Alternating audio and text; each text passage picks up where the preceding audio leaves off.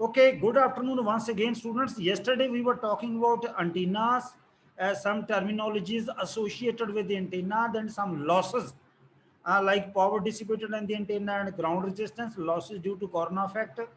एक corona effect ਤੁਸੀਂ transmission line ਵਿੱਚ ਵੀ ਪੜੋਗੇ, ठीक है? Losses in the imperfect dielectrics very near to the antenna. See dielectrics, dielectric ਦੇ ਆਪਣੇ losses ਹੈ, ਜਿੱਦਾਂ copper ਜਿਹਦਾ ਕਪੈਸਿਟਰ ਹੈ ਉਹਦੇ ਵਿੱਚ ਡਾਇਲੈਕਟ੍ਰਿਕ ਹੈ, ਉਹਦੇ ਕਰਕੇ ਲਾਸ ਹੋ ਜਾਂਦਾ। ਪਰ ਜੇ ਉਹ ਇੰਪਰਫੈਕਟ ਹੋਵੇ ਤਾਂ ਹੋਰ ਵੀ ਲਾਸਸ, ਠੀਕ ਹੈ। ਤੇ ਐਡੀ current losses in the ਮੈਟਾਲਿਕ objects near to the antenna, antenna ਦਾ ਆਪਣੇ ਆਪ ਦੇ ਵਿੱਚ ਹੀ ਮੈਟਾਲਿਕ ਆਬਜੈਕਟ ਹੈ, ਕਿਉਂਕਿ ਜਿਹੜੀਆਂ ਇਲੈਕਟ੍ਰੋਮੈਗਨੈਟਿਕ ਵੇਵਸ ਆ ਜਦੋਂ ਉਹਨੇ ਰੇਡੀਏਟ ਕਰਨਾ ਪਹਿਲਾਂ ਕਰੰਟ ਉਹਦੇ ਵਿੱਚ ਇੰਡਿਊਸ ਹੁੰਦਾ। ਅਗਰ ਕੋਈ ਨੀਅਰ ਬਾਈ ਆਬਜੈਕਟਸ ਪਿਆ ਤੇ ਉਹਦੇ ਵਿੱਚ ਵੀ ਐਡੀ ਕਰੰਟ ਲਾਸਸ ਆ ਜਾਣਾ, ਤਾਂ ਉੱਥੇ ਰੋਟੇਟ ਕਰਦਾ ਜਾਏਗਾ, ਉਨੇ ਪਾਰਟ ਨੂੰ ਹੀਟ ਅਪ ਕਰ ਦੇਗਾ। मतलब कुछ ये और जिनी फ्रीकुएंसी ज़्यादा हाई होएगी उन्ना ये लॉस ज़्यादा होएगा। इस लॉसेज ते radiation eddy current loss plus skin effect इन्होंने दोनों असी वाट्स के विच मेजर करते हैं जो लॉस हो जाता है, ठीक है। So all these power losses can be represented by single resistance R D which is called the total loss resistance of the antenna. तो आर तो जो रेडिएशन रजिस्टेंस है बटे टोटल प्लस रेडिएशन, इदा एफिशिएंसी निकलती एंटीना की। सो ਇਹਦਾ मतलब थले वाली टर्म जिनी घट होगी उन्नी एफिशिएंसी ज़्यादा, पर जे नीचे वाली टर्म जी R R plus R D का सम ज़्यादा होया तो उन्नी टर्म जो इन्हें डिवाइड करेगी छोटी हो जाएगी, तो एफिशिएंसी घट जाएगी। सो यह R R plus R D total resistance है एंटीना की, रेडिएशन प्लस टोटल रजिस्टेंस या असीं इहनूं सिंगल रजिस्टेंस भी कहने आ। तो हाँ, this is also called total resistance for the antennas of resonant length.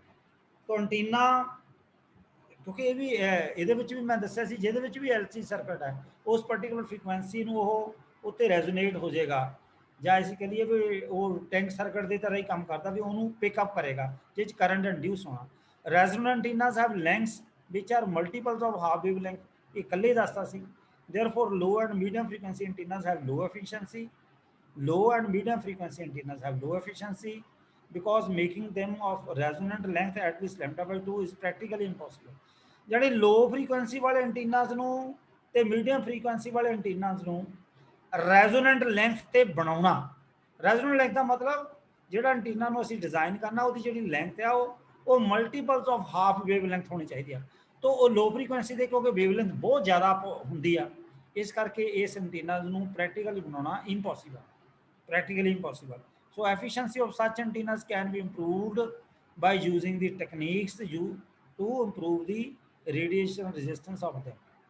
Okay, efficiency है, मैं पहले क्या भी नीचे वाली टर्म जिन्नी घट होएगी उन्नी एफिशिएंसी इंप्रूव होएगी, ठीक है। और जे जिन्नी टर्म नीचे वाली घट है फिर एफिशिएंसी जी प्रॉपरली डिजाइन एंटीना की है वो 75 तो लैके 95% के हो सकती है। पता लग गया। होर जुड़िया हुई टर्मां एंटीना के नाल बैंड विड्थ की आ, बीम विड्थ की आ, पोलराइजेशन की आ, ये इंपॉर्टेंट टर्म्स ने। Band width beam, band width है फ्रीकुएंसी की रेंज, बीम विड्थ जो रेडिएशन पैटर्न जनरेट करना उन्हें वो किन्ने एंगल के विच रेडिएशन जनरेट हो रही है। तो पोलराइजेशन इलैक्ट्रिक ते मैग्नैटिक फील्ड है, जी इलैक्ट्रिक वैक्टर जां इलैक्ट्रिक फील्ड है वो डायरैक्शन की है, दैट डिसाइड्स पोलराइजेशन। सो आप कली कली टर्म हम डिस्कस करते हैं। पहला बैंड विड्थ की है, bandwidth of an antenna is defined as the frequency range, जिवें पहले दसिया बैंड विड्थ का मतलब रेंज ऑफ फ्रीकुएंसी जो एंटीना चाहिए है is defined as the frequency range over which the operation is satisfactory. जिस पर्टिकुलर रेंज के जिस पर्टिकुलर फ्रीकुएंसी रेंज जिन्होंने असीं बैंड विड्थ कहने हैं, अगर एंटीना की ऑपरेशन सैटिस्फैक्टरी है असीं उन्होंने बैंड विड्थ कहने and it is the frequency difference between the half power points. ये मैं तुहानूं दसदा ना हाफ पावर पॉइंट्स की ने जो रेडिएशन पैटर्न की गल करदा। हाफ पावर पॉइंट्स की आ इन मैं दसदा। There are two types of bandwidth. पहली one is related to the radiation pattern and other is related to the input impedance. Okay, पहली रेडिएशन पैटर्न ली, दूजी इनपुट इंपीडेंस ली। पैटर्न बैंड विड्थ, पैटर्न पहले वाली pattern bandwidth is equal to the difference between the frequencies at which the received power falls to half of the maximum. ठीक है, ਇਹਦਾ मतलब की है भी पैटर्न बैंड विड्थ की है is equal to the difference between the frequencies at which the received power falls to half of the maximum, ठीक है, in the direction of maximum radiation. ਇਹ ਨਾ ਲਾਈਨਾਂ ਦਾ ਕੱਲੇ ਵਰਡ ਦਾ ਮਤਲਬ ਹੈ in the direction of maximum radiation.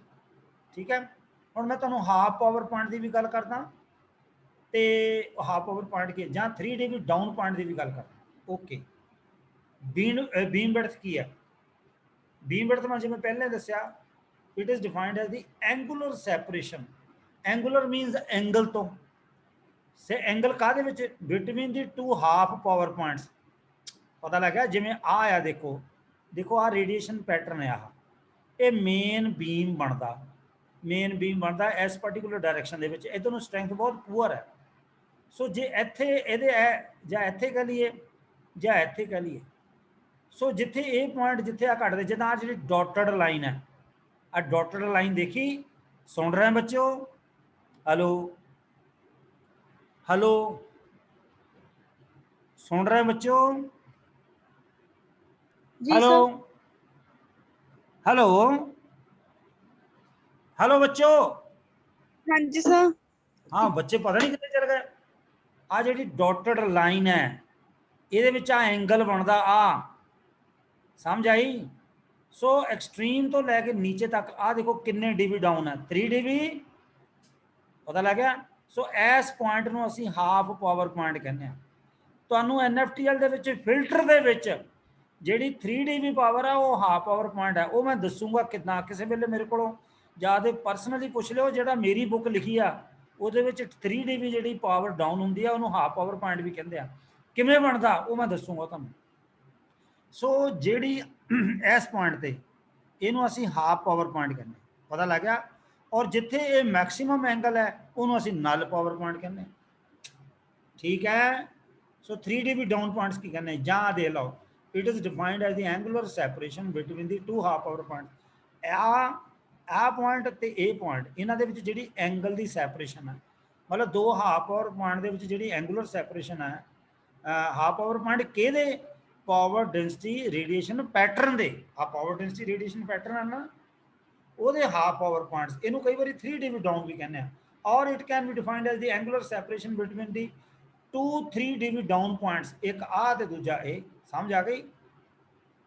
Down points किहदे उपर? On the field strength of the radiation pattern of the antenna. आ जिस पर एंटीना ये नॉन रेजोनेंट एंटीना, क्योंकि नॉन रेजोनेंट एंटीना का जिहड़ा किसी पर्टिकुलर डायरैक्शन दे विच उहदी डायरैक्टिविटी गेन ज़्यादा हुंदा, तो उधर नूं फील्ड स्ट्रेंथ भी ज़्यादा, तो उधर नूं रेडिएशन पैटर्न जिहड़ा आ वो मेजर लोब बन जाएगा। माड़े मोटे साइडां दे स्ट्रेंथ भी चल जाते, उन्होंने बोलते माइनर लोब। क्लीयर? हाँ जी सर। हाँ, beam width is expressed in degrees, angle ही है ना। जी बैंड विड्थ है वो फ्रीक्वेंसी रेंज है, जी बीम विड्थ है वो एंगुलर सैपरेशन है। तो एंगुलर सैपरेशन असं डिग्री च एक्सप्रेस करेंगे। क्लीयर? जी सर। हाँ, हुण पोलराइजेशन की है? जी पोलराइजेशन टर्म आ ये एंटीना दे नाल जुड़ियां हुई टर्म आ। कल भी मैं दस्सिया सी डायरैक्टिव गेन, पावर गेन, डायरैक्टिविटी की है। अज मैं दसदा बीम विड्थ की है, पोलराइजेशन की है, बैंड विड्थ की है। ठीक है? Polarisation is defined as the किदा मैं पहले दसिया direction of electric vector in the EM wave. EM waves नूं इलैक्ट्रोमैग्नेटिक वेव कहंदे। EM वेव्स केदी? EM waves radiated from an antenna. ਜਿਹੜੀ ਐਂਟੀਨਾ ਤੋਂ ਇਲੈਕਟ੍ਰੋਮੈਗਨੈਟਿਕ ਵੇਵਸ ਨੇ ਰੇਡੀਏਟ ਹੋਣਾ, ਉਹਦੇ ਵਿੱਚ ਇਲੈਕਟ੍ਰਿਕ ਵੈਕਟਰ ਦੀ ਜਿਹੜੀ ਡਾਇਰੈਕਸ਼ਨ ਹੈ ਉਹ ਕੀ ਡਿਸਾਈਡ ਕਰਦੀ ਹੈ? पोलराइजेशन। समझ आ गई? हेलो बच्चों? सर ये वाला पॉइंट रिपीट देखो करो। इलैक्ट्रोमैग्नेटिक ਜਿਹੜੀ ਵੇਵ ਹੈ, देखो जिन्नियां भी हाई फ्रीकुएंसी दे ਜਦੋਂ ਚਾਹੇ रेडियो स्टेशन है चाहे वो TV स्टेशन है, जितों भी सिग्नल रेडिएट हो रहा उन्होंने ब्रॉडकास्ट एंटीना तो हाई फ्रीकुएंसी जो एंटीनाज ने जो रेडिएट होंगे एंटीना ने जी रेडिएशन सिग्नल रेडिएट करना वो इन दी फॉर्म ऑफ इलैक्ट्रोमैग्नेटिक वेव्स करना, EM वेव्स कहने असीं। और रिसीविंग एंटीना दे जदों असीं उहनूं कैप्चर करने आ तो ये जो इलैक्ट्रोमैग्नेटिक वेव्स है ये करंट दे विच इंड्यूस हो जांदियां। ठीक है? क्योंकि उहदे विच LC सर्किट लगा। ठीक है? पर जी इलैक्ट्रोमैग्नेटिक वेव्स है वो इलैक्ट्रिक वैक्टर भी है तो मैगनैटिक वैक्टर भी है। पर जी पोलराइजेशन है वो सिर्फ इलैक्ट्रिक वैक्टर ने डिसाइड करनी। इलैक्ट्रिक वैक्टर की डायरैक्शन किदां दी आ? हॉरिजेंटल आ, वर्टिकल आ, एलिप्टिकल आ जां सर्कुलर का? समझ आई? उस हिसाब नाल उहदी पोलराइजेशन। क्लीयर? जी सर। हाँ, हुण फिर दोबारा देखते हैं इलैक्ट्रिक वैक्टर। तुसीं ध्यान देना EM वेव्स दे विच, EM वेव्स किहदियां? ਈਐਮਐਫ ਜਿਹੜੀਆਂ ਰੇਡੀਏਟ ਹੋਈਆਂ ਐਂਟੀਨਾ ਤੋਂ ਉਹਦੇ ਵਿੱਚ ਇਲੈਕਟ੍ਰਿਕ ਵੈਕਟਰ ਦੀ ਕਿਹੜੀ ਡਾਇਰੈਕਸ਼ਨ ਹੈ, ਉਹੀ ਡਿਫਾਈਨ ਕਰਦੀ ਪੋਲਰਾਈਜੇਸ਼ਨ ਨੂੰ। Low frequency, very low frequency ਜਾਂ ਮੀਡੀਅਮ ਫ੍ਰੀਕੁਐਂਸੀ ਜਿਹੜੇ ਐਂਟੀਨਾ ਆ ਉਹ ਵਰਟੀਕਲੀ ਪੋਲਰਾਈਜ਼ਡ ਹੁੰਦੇ ਨੇ। ਕਿਉਂ? Due to their proximity of ground. ਠੀਕ ਹੈ, ਕਿਉਂਕਿ ਪ੍ਰੋਕਸੀਮਿਟੀ ਆਫ ਗਰਾਊਂਡ ਕਰਕੇ ਇਹਨਾਂ ਅਸੀਂ ਲੋ ਫ੍ਰੀਕੁਐਂਸੀ ਵਾਲੇ vertical sorry very low frequency ਤੇ ਜਾਂ ਮੀਡੀਅਮ ਫ੍ਰੀਕੁਐਂਸੀ ਜਿਹੜੇ ਐਂਟੀਨਾ ਨੇ ਅਸੀਂ ਉਹਨੂੰ ਵਰਟੀਕਲੀ ਪੋਲਰਾਈਜ਼ਡ ਮੰਨਦੇ ਹਾਂ। ਕਦੀ ਤੁਸੀਂ ਜਲੰਧਰ ਤੋਂ ਲੁਧਿਆਣੇ ਨੂੰ ਗਏ ਹੋਵੋਗੇ, ਰਸਤੇ ਵਿੱਚ ਗੁਰਾਇਆ ਆਉਂਦੀ ਆ, ਉਹਦੇ ਨਾਲ ਇੱਕ ਪਿੰਡ ਪੈਂਦਾ ਚੱਕ ਗਹੌਰ, ਗਹੌਰ ਪੈਂਦਾ ਪਿੰਡ, ਉੱਥੇ ਬਹੁਤ ਸਾਰੇ ਜਾਂਦਿਆਂ ਨੂੰ ਲੈਫਟ ਹੈਂਡ ਸਾਈਡ ਤੇ ਬਹੁਤ ਬੜੇ ਬੜੇ ਐਂਟੀਨਾਜ਼ ਲੱਗੇ ਨੇ। ਉਹਨੂੰ ਐਲਪੀਟੀ ਵੀ ਬੋਲਦੇ ਆ ਤੇ ਐਚਪੀਟੀ ਵੀ ਬੋਲਦੇ ਆ, ਲੋ ਪਾਵਰ ਐਂਟੀਨਾ ਤੇ ਹਾਈ ਪਾਵਰ ਐਂਟੀਨਾ। ਇਦਾਂ ਹੀ ਜਦੋਂ ਤੁਸੀਂ ਨਕੋਦਰ ਚੌਂਕ ਤੋਂ ਲਾਂਬੜੇ ਵਾਲੀ ਸਾਈਡ ਜਾਂ ਨਕੋਦਰ ਨੂੰ ਜਾਂਦੇ ਆ, ਇੱਕ ਟੀਵੀ ਟਾਵਰ ਦੇਖਿਆ ਹੋਣਾ। ਜੀ ਸਰ। ਹਾਂ ਠੀਕ ਆ, ਉਹ ਬ੍ਰੌਡਕਾਸਟ ਕਰਦਾ ਓਮਨੀ ਡਾਇਰੈਕਸ਼ਨ ਦੇ ਵਿੱਚ। ਠੀਕ ਹੈ ਨਹੀਂ? ਸੋ ਇਹ ਜਿਹੜੀਆਂ ਵਰਟੀਕਲੀ ਪੋਲਰਾਈਜ਼ਡ ਐਂਟੀਨਾ ਨੇ, ਠੀਕ ਹੈ ਨਾ। ਹੁਣ ਦੇਖੋ ਨੋਟ ਕੀ ਕੀਤਾ, what there are advantages in using the horizontally polarised antenna. ਜਿਹੜੇ ਹੌਰੀਜੈਂਟਲੀ ਪੋਲਰਾਈਜ਼ਡ ਐਂਟੀਨਾ ਉਹਦੀ ਪ੍ਰੋਕਸੀਮਿਟੀ ਆਫ ਗਰਾਊਂਡ, ਉਹਦੀ ਪ੍ਰੋਕਸੀਮਿਟੀ ਗਰਾਊਂਡ ਦੇ ਨਾਲ ਨਹੀਂ ਹੁੰਦੀ ਜਾਂ ਘੱਟ ਹੁੰਦੀ ਹੈ, ਜਾਂ ਅਸੀਂ ਉਹਨੂੰ ਇਹ ਕਹਿ ਦਈਏ what there are advantage in using the horizontally polarised antenna. ਉਹ ਅਸੀਂ ਹਾਇਰ ਫ੍ਰੀਕੁਐਂਸੀਜ਼ ਤੇ ਅਸੀਂ ਹਾਈ ਫ੍ਰੀਕੁਐਂਸੀ ਤੇ, ਕਿਉਂਕਿ ਐਂਟੀਨਾ ਦਾ ਸਾਈਜ਼ ਛੋਟਾ ਹੋ ਜਾਂਦਾ, ਅਸੀਂ ਉਹਨੂੰ ਹੌਰੀਜੈਂਟਲੀ ਪੋਲਰਾਈਜ਼ ਕਰ ਲੈਂਦੇ ਆ, so that the radiation is not affected by the vertically polarised man made noise. ਸਮਝ ਆਈ? ਜਿਹੜਾ ਹੌਰੀਜੈਂਟਲੀ ਪੋਲਰਾਈਜ਼ਡ ਐਂਟੀਨਾ ਆ ਉਹਦਾ ਜਿਹੜਾ ਰੇਡੀਏਸ਼ਨ ਪੈਟਰਨ ਆ ਉਹ ਵਰਟੀਕਲੀ ਮੈਨ ਮੇਡ ਨੋਇਜ਼ ਨਾਲ ਖਰਾਬ ਨਾ ਹੋਵੇ। ਕਲੀਅਰ? ਕਲੀਅਰ? हाँ बच्चों, जी सर। आगे है हर्ट्स एंटीना। हर्ट्स की, Hertz dipole is a short linear antenna. It is assume to carry uniform current along its length. आ देखो अजम्पशन है, assume to carry uniform current along its length when it radiates such an antenna. When it radiates, ਜਦੋਂ radiate ਕਰਦਾ ਅਸੀਂ ਇਹ ਅਜ਼ਿਊਮ ਕਰਕੇ ਜਾਂਦੇ ਹਾਂ ਕਿ ਉਹ ਇੱਕ ਯੂਨੀਫਾਰਮ ਕਰੰਟ ਉਹਦੀ ਲੈਂਥ ਦੇ ਅਲੋਂਗ ਕੈਰੀ ਕਰਦਾ। ਹਾਂਜੀ हाँ जी, हाँ फिर करो, ऑन कर लो, 2-4 मिनट ठहर लो, है ना, 1 सेकंड। ठीक है, such an antenna can not be realised in practice. इस तरह के एंटीना ਨੂੰ ਪ੍ਰੈਕਟੀਕਲੀ ਰਿਅਲਾਈਜ਼ ਨਹੀਂ ਕੀਤਾ ਜਾ ਸਕਦਾ, but longer antennas can be assume to be made up of a number of Hertzian dipoles connected in series. ਜੇ ਆਪਾਂ ਉਹਨੇ ਇੱਥੇ ਸ਼ਾਰਟ ਐਂਟੀਨਾ ਦੀ, ਸ਼ਾਰਟ ਲੀਨੀਅਰ ਐਂਟੀਨਾ ਦੀ ਗੱਲ ਕੀਤੀ ਆ, ਕਹਿੰਦਾ ਜਿਹੜਾ ਯੂਨੀਫਾਰਮ ਕਰੰਟ ਆਪਣੇ ਲੈਂਥ ਦੇ ਅਲੋਂਗ ਕੈਰੀ ਕਰਦਾ, ਪਰ ਇਸ ਤਰ੍ਹਾਂ ਦਾ ਐਂਟੀਨਾ ਅਸੀਂ ਪ੍ਰੈਕਟੀਕਲੀ ਰਿਅਲਾਈਜ਼ ਨਹੀਂ ਕਰ ਸਕਦੇ। ਤਾਂ ਪਰ ਲੌਂਗਰ ਐਂਟੀਨਾ ਉਹਦੇ ਵਿੱਚ ਕੀ ਆ, ਬਹੁਤ ਸਾਰੇ ਹਾਰਟੀਜ਼ੀਅਨ ਡਾਈਪੋਲ ਐਂਟੀਨਾ ਨੂੰ ਸੀਰੀਜ਼ ਵਿੱਚ ਕਨੈਕਟ ਕਰ ਦਿਓ, ਫਿਰ ਇੱਕ ਲੌਂਗਰ ਐਂਟੀਨਾ ਬਣ ਸਕਦਾ ਜਿਹਨੂੰ ਅਸੀਂ ਪ੍ਰੈਕਟੀਕਲੀ ਸ਼ਾਇਦ ਰਿਅਲਾਈਜ਼ ਕਰ ਸਕਦੇ ਹੋ। ਪਤਾ ਲੱਗਾ? ਅੱਗੇ 2-4 ਨੁਮੈਰੀਕਲ ਆ। ਟੂ ਪ੍ਰੋਡਿਊਸ, ਇਹ ਤਾਂ ਦੇਖੋ ਇਹਦੀ ਕੀ ਗੱਲ ਕਰਦਾ, to produce a power density of 1 ਮਿਲੀ ਵਾਟ ਪਰ ਮੀਟਰ ਸਕੁਆਇਰ। ਜਿਹੜੀ ਪਾਵਰ ਆ ਉਹਦੇ ਯੂਨਿਟ ਦਾ ਵਾਟ ਹੈ, ਜਦੋਂ ਡੈਂਸਿਟੀ ਲੱਗ ਗਿਆ ਇਹਦਾ ਮਤਲਬ ਕਿੰਨੇ ਏਰੀਆ ਵਿੱਚ ਕਿੰਨੀ ਪਾਵਰ, तो एरिया के यूनिट स्केयर यूनिट होंगे। पता लग गया? सो पावर डेंसिटी इदा, उपर पावर थले area. To produce a power density of 1 milliwatt per metre square in a given direction at किसी खास दिशा में at a distance of 2 kilometre, उस डायरेक्शन में 2 किलोमीटर पे an antenna radiates a total power of 180 watt. अच्छा चलो, इन एंटीना इन्नी रेडिएट पावर रेडिएट करता, ठीक है। फिर चलो to produce a power density of an a given direction eight a distance of 2 kilometre, तो एंटीना जो है टोटल इन्नी पावर रेडिएट करता, ठीक है। जे मैं पावर डेंसिटी इन्नी जनरेट करनी आ किसी खास दिशा में 2 किलोमीटर से, फिर कहना ये नाल की है, an isotropic antenna would have to radiate 2400 watt to produce the same power. ਇਹਦਾ मतलब ਤੁਸੀਂ ਦੇਖੋ ਜਿਹੜਾ ਉਹ ਡਾਇਰੈਕਸ਼ਨਲ ਐਂਟੀਨਾ ਉਹ 180 ਵਾਟ ਪਾਵਰ ਜਨਰੇਟ ਕਰਦਾ, ਜਿਹੜਾ ਆਈਸੋਟ੍ਰੋਪਿਕ ਐਂਟੀਨਾ ਉਹਨੂੰ ਦੇਖੋ ਕਿੰਨੀ ਪਾਵਰ ਜਨਰੇਟ ਕਰਨੀ ਪੈ ਰਹੀ ਆ, ਇੰਨੀ ਪਾਵਰ ਡੈਂਸਿਟੀ ਨੂੰ ਪ੍ਰੋਡਿਊਸ ਕਰਨ ਲਈ। सेम डिस्टेंस ते कहंदा what in DV is the directive gain of the practical antenna. अच्छा हुण प्रैक्टिकल एंटीना दा डायरेक्टिव गेन की है डीवी दे विच, इहनूं किदां करिए डायरेक्टिव गेन नूं, ਉਹ देखो power radiated by the isotropic antenna to the power radiated by the practical antenna. So power पहला कितनी रेडिएट की इन्हें 2400 वाट की आइसोट्रोपिक ने, इन्हें कितनी की 180 वाट। इनू लै लो जे आप गेन इन डी भी लभना फिर 10 log डी लै लो, आ डी बनती आ रेशो 2400 बटे 180 जिन्ना भी दिता, उपर आइसोट्रोपिक का पावर थले प्रैक्टिकल एंटीना की पावर, फिर इनू 10 log, जो log का कोई भी ना बेस हो मतलब बेस 10 है, इनू कैलकुलेट कर लो 2400 पहला 180 नाल वंड लो, जो आया वह log 10 लै लो, जो आंसर है उन्होंने फिर 10 के नाल मल्टीप्लाई कर लो, ये आ गया 11.25 dB। समझ आ गई? हेलो हेलो हाँ हाँ जी सर। हाँ इसे तरीके नाल अगला भी क्वेश्चन इदां दा ही है, इत्थे भी डायरेक्टिव गेन कढ़िया, इत्थे भी तुसीं देखो हुण इत्थे उन्हें कीता गया, असीं इत्थे इहने डायरेक्टिव गेन डी विच दिता 5 dB, इत्थे directive gain D which 5 dB दिता आ, उधरों जिहड़े आइसोट्रोपिक एंटीना ने पावर रेडिएट की वो दी आ, ਇਹਦਾ मतलब ਅਸੀਂ ਕੱਢਣੀ ਕੀ ਆ, ਅਸੀਂ ਕੱਢਣੀ ਆ ਪਾਵਰ ਰੇਡੀਏਟਡ ਬਾਈ ਦੀ ਪ੍ਰੈਕਟੀਕਲ ਐਂਟੀਨਾ। नहीं आइसोट्रोपिक एंटीना की पावर नहीं दी, प्रैक्टिकल एंटीना ने जी पावर रेडिएट की वो दी है, तो यदा मतलब असीं कढ़नी की power radiated by the isotropic antenna. Isotropic antenna फार्मूले च लै लो इनू 10 log base 10 power radiated by the isotropic antenna to the power radiated by the practical antenna. जी आइसोट्रोपिक एंटीना ने पावर रेडिएट की उन्होंने PI लिख लो, यही कढ़नी आ पहला तो।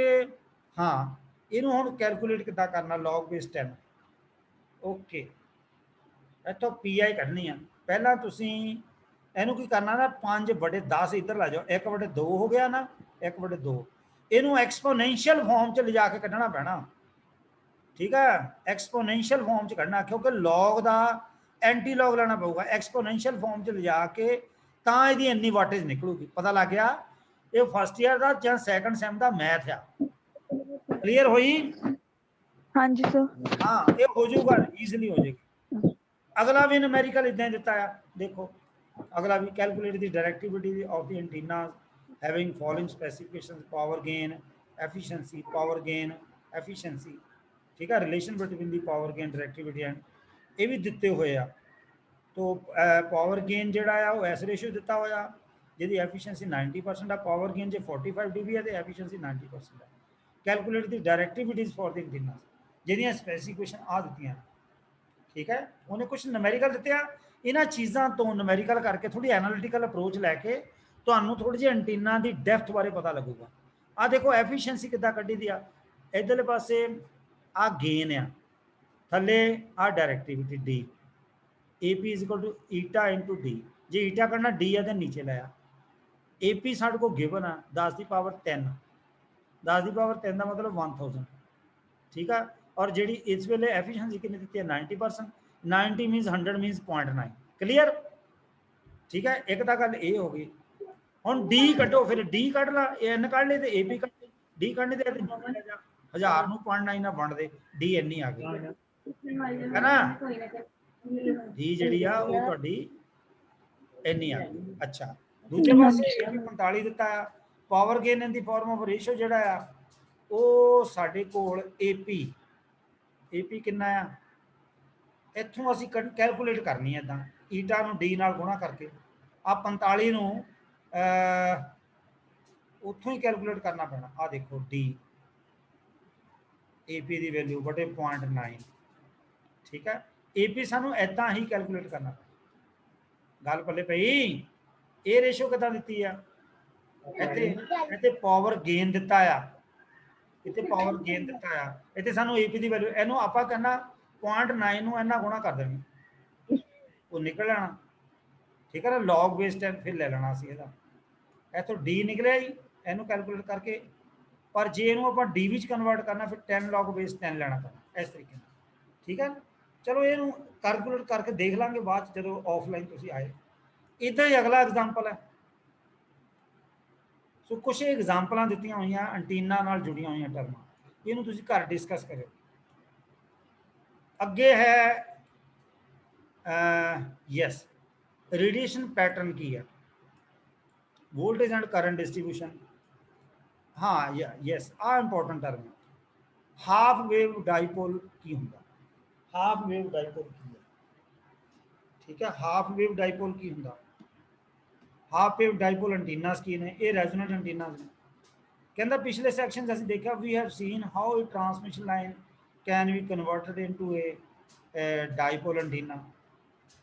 किद्दां ट्रांसमिशन लाइन नूं आपां डाइपोल एंटीना कन्वर्ट किया, जिद्दां आपां कहा सी एनर्जाइज कीते, ਉਹਦੇ फ्रंट ਜਿਹੜਾ फार एंड ਆ ਨਾ ਅਸੀਂ ਓਪਨ ਕਰਤਾ, ਅਸੀਂ ਉਹਨੂੰ ਪੂਰਾ ਹੀ 90 डिग्री ਤੇ ਬੈਂਟ ਕਰਤਾ वर्टिकली, ਜਾਨੀ ਇੱਕ ਦੂਜੇ ਦੇ ਆਪੋਜ਼ਿਟ ਕਰਤਾ ਦੋਨੋਂ ਤਾਰਾਂ ਨੂੰ।